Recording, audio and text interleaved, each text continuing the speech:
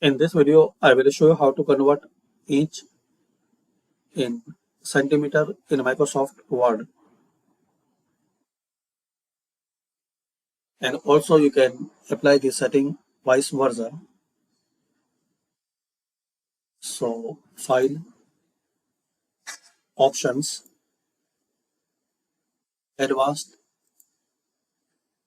scroll down and find out Display, this one.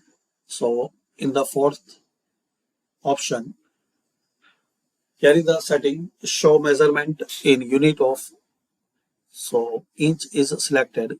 You have to select centimeter, then click on OK.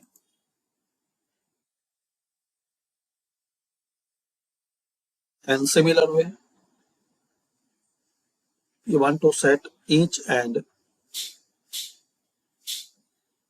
here is the centimeter.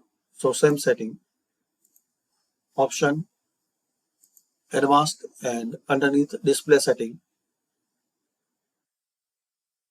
here select inch, then click on OK.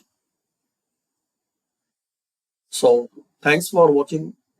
This way you can set inch or centimeter in your Microsoft Word display.